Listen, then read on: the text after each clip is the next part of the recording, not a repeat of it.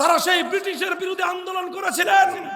১৯০ বছর ব্রিটিশের বিরুদ্ধে সংগ্রাম করে ব্রিটিশকে এই দেশ থেকে বিতাড়িত করেছিলেন আমাদের পূর্বপুরুষরা। তারপরে ১৯০৫ সাল থেকে ১৯৪৭ সাল পর্যন্ত দীর্ঘ লড়াই এবং সংগ্রাম করে আমাদের এই ভূমিটাকে দিল্লির গোলামীর জিঞ্জির থেকে মুক্ত করলেন।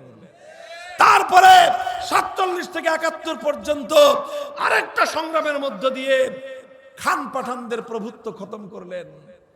এরপরে ৭২ থেকে ২৪ সাল পর্যন্ত বাকশালী রামরাজত্ব চলল।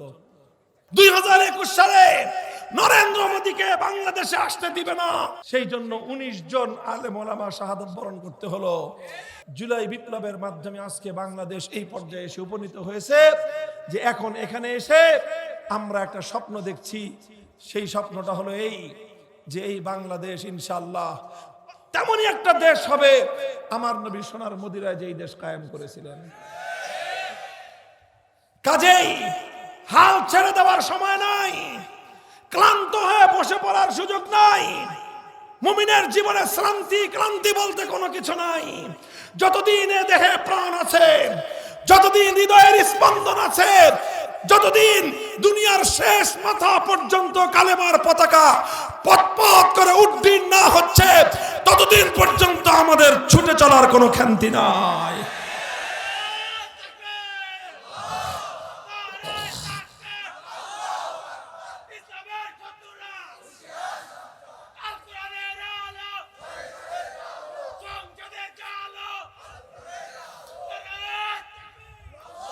মুহতারাম হাজিরিন, এটা আমার আখেরি পয়গাম। দেখেন আমাদের এই ভূমি, এই জমিন এবং আমাদের পূর্বপুরুষদের অনেক অনেক অনেক কোরবানি আছে এই মাটিটার জন্য।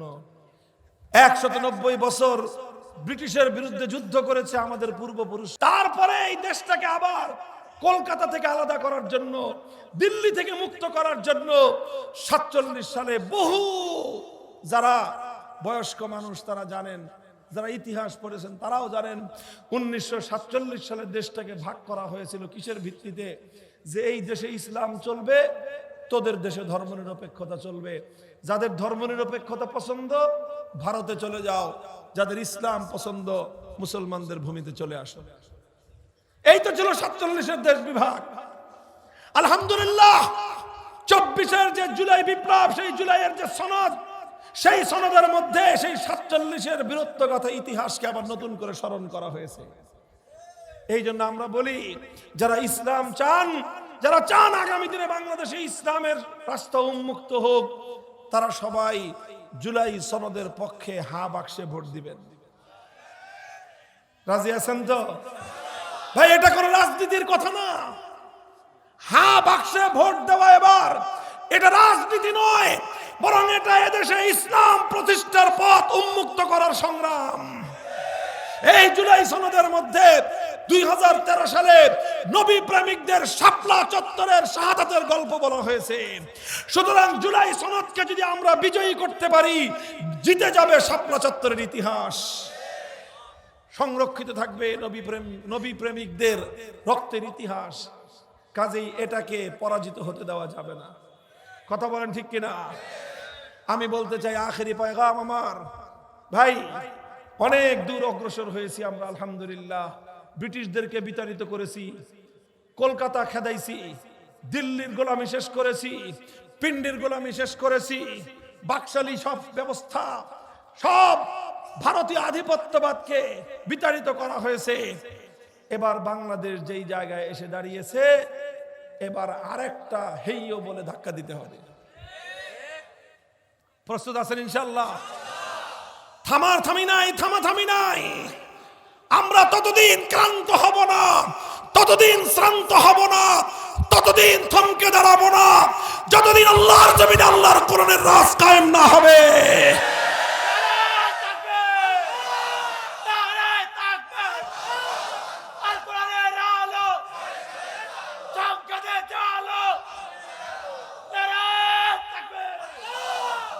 আমি একটা কথা সবাইকে বলতেছি, এবার অনেক অনেক রঙের তো বাংলাদেশ দেখেছি আমরা। কথা বলেন ঠিক না বেঠিক? সব রং দেখা শেষ। একবার একজনে বললেন আমরা সোনার বাংলাদেশ গড়ব। আমরা বললাম গড়েন দেখি সোনার বাংলাদেশ। কিছুদিন পরে দেখা গেল গোলামীর বাংলাদেশ। আরেকজনে এসে বললেন যে না, ওই পুরান সোনা দিয়ে হবে না, নতুন বাংলাদেশ। আমরা বললাম ঠিক আছে, আপনার সঙ্গে আসি। কিছুদিন পরে দেখি সেই পুরাতন সেই যা তাই। এরপর আরেকজন এসে বললেন যে না, নতুন দিয়ে হবে না, সবুজ বাংলাদেশ। আমরা বললাম ঠিক আছে। কয়েকদিন পরে দেখি ধূসর বাংলাদেশ। আরেকজনে বললেন এবার হবে ডিজিটাল বাংলাদেশ। আমরা বললাম ভালো, দেখি ডিজিটাল কি। পরে দেখলাম জনগণের সম্পদ বাংলাদেশ ব্যাংক থেকে হাজার হাজার কোটি টাকা ডিজিটাল সিস্টেমে চুরি হয়ে গেল, টেরও পাইলাম না। আমার দেশের টাকা ডিজিটাল কায়দায় বেগম পাড়া করে বিদেশে গিয়ে আমরা টেরও পাই না। এর নাম হলো ডিজিটাল। সোনার বাংলাদেশ দেখা শেষ, নতুন বাংলাদেশ দেখা শেষ, সবুজ বাংলাদেশ দেখা শেষ, ডিজিটাল বাংলাদেশ দেখা শেষ। এবারের বাংলাদেশ দেখতে চাই ইসলামের বাংলাদেশ, আল কোরআনের বাংলাদেশ, খেলাফতের বাংলাদেশ।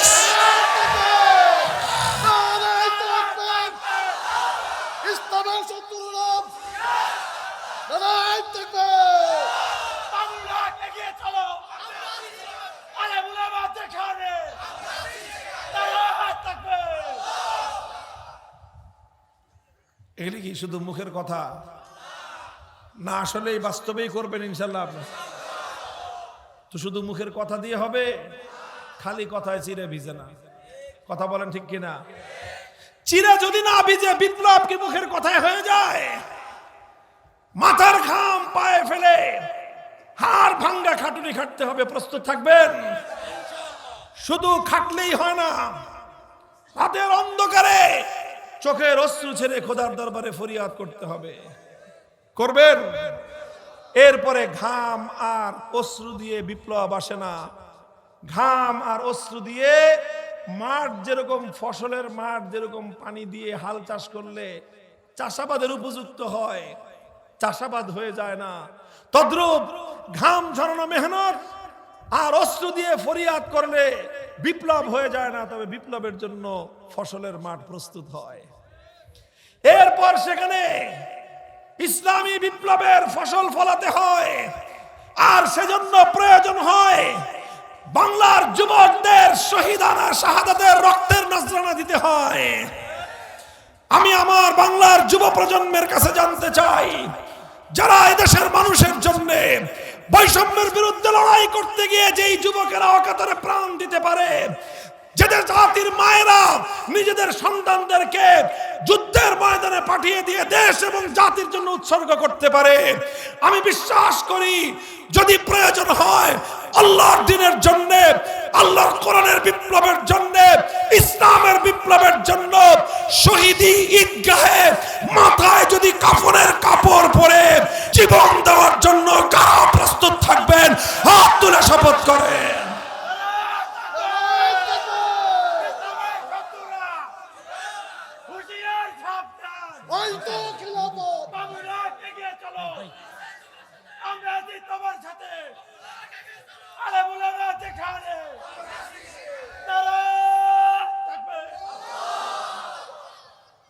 আল্লাহ পাক আমাদের সকলকে কবুল করেন। আমাদের এই দেশ, এটা আমাদের বাপদাদাদের আমানত। আমাদের সব রাস্তা বন্ধ করেছিলেন তিনি, গোটা প্রশাসন সব তার কেনা গোলাম আর বান্দি দিয়ে ভরে ফেলেছিলেন। ভরে নেই বলেন তো? খালি প্রশাসন, গোটা রাষ্ট্রযন্ত্রের প্রত্যেকটা প্রতিষ্ঠানে তার কেনা গোলাম এবং তার চাকরের মতো লোকজনকে দিয়ে গোটা রাষ্ট্র প্রশাসন সব ভরে ফেলেছিল। আর এরপরে তার এই পোষা গুন্ডা বাহিনী তো ছিলই, হেলমেট বাহিনী, হাতুড়ি বাহিনী, যা যা যত ধরনের বাহিনী তো ছিলই। কোন রাস্তা সে খোলা রাখে নাই, সমস্ত ছিদ্র পথ বন্ধ করে দিয়েছিল। ফাতাহুমুল্লাহু মিন হাইসু লাম ইয়াহতাসিবু, ফাতাহুমুল্লাহু মিন হাইসু লাম ইয়াহতাসিবু। আল্লাহর কোরআন এই ধরনের প্রেক্ষিতে, এই ধরনের প্রেক্ষাপটে আল্লাহ পাক রব্বুল আলামিন ইরশাদ করেন, যখন মানুষ তার পতনের সব রাস্তাগুলো, সমস্ত ছিদ্র পথগুলো বন্ধ করে দেয়, আর সে মনে করতে থাকে আমি এমন ভাবে নিজের নিশ্ছিদ্র নিরাপত্তা আমি ব্যবস্থা করেছি, এই দেশে আমার পতন ঘটানোর মতো কেউ নাই। যখন একটা মানুষ এমন দম্ভ ভরে কথা বলতে থাকে, চতুর্দিক থেকে সে তার ক্ষমতাকে রক্ষা করবার জন্য দুর্ভেদ্য প্রাচীর তৈরি করে দেয়, জমিন থেকে কোথাও তার উপর আক্রমণ করার মতো কেউ নাই, তার ক্ষমতার মসনদ টেনে নেওয়ার মতো কোন রাস্তা সে খোলা রাখে নাই। আমার আল্লাহ বলেন, ফাতাহুমুল্লাহু মিন হাইসু লাম ইয়াহতাসিবু, সব পথ যখন বান্দা বন্ধ করে দেয়, মানুষের আসার জন্য কোন রাস্তাই সে খোলা রাখে নাই, তখন আমার আল্লাহ বলেন, ঠিক আছে, আমার বান্দার উপর জুলুম করে করে তুমি তোমার ক্ষমতার পতনের সমস্ত ছিদ্র পথগুলি বন্ধ করে দিয়েছো, এবার স্বয়ং আমি আল্লাহ তোমাকে পতন ঘটাবো। আমি আল্লাহ যার পতন ঘটাই, 14 গোষ্ঠী নিয়ে দেখ আমার আল্লাহর হাত থেকে তুই তোর ক্ষমতা রক্ষা করতে পারিস কিনা। পারে না। আমার আল্লাহ যখন কাউকে পাকড়াও করার সিদ্ধান্ত নেন, খোদার কসম খেয়ে বলি, দুনিয়ার সমস্ত শক্তি মিলে আমার আল্লাহর হাত থেকে তাকে রক্ষা করার উপায় না। কাজেই জুলুম, অন্যায়, অবিচার মাত্রা যখন চূড়ান্ত সীমা লঙ্ঘন করে, তখন আল্লাহ পাক রব্বুল আলামিন নিজে পাকড়াও করেন। আর আল্লাহ যখন নিজে পাকড়াও করেন, তখন তার পরিণাম এরকম ভয়াবহই হয়। আল্লাহ আমাদের সকলকে শিক্ষা গ্রহণ করার তৌফিক দান করেন।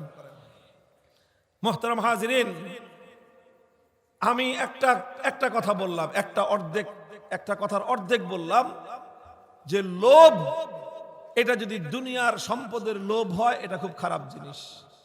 দুনিয়ার ক্ষমতার লোভ হয়, এটা খুব খারাপ জিনিস। ক্ষমতার লোভ, সম্পদের লোভ মানুষকে ধ্বংস করে ছেড়ে দেয়।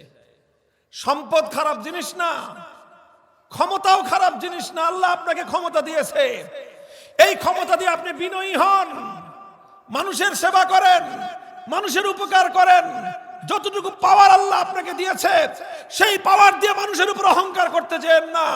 সেই ক্ষমতা দিয়ে মানুষের অধিকার কেড়ে নিতে যেন না।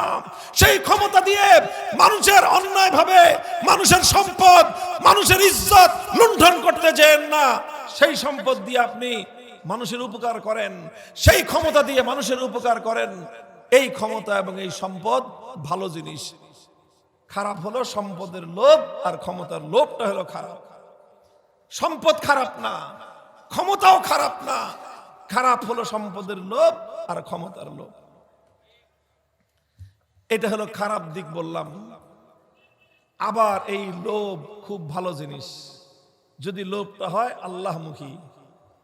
লোভটা হয় কোনমুখী? আল্লাহমুখী লোভ যদি হয়, কল্যাণের লোভ, ভালো করার লোভ, আখিরাত কামাই করার লোভ, নেকি কামাই করার লোভ, সওয়াব কামাই করার লোভ যদি কারো মধ্যে থাকে, এই লোভ এটা অতি কল্যাণকর, অতি মঙ্গলময়।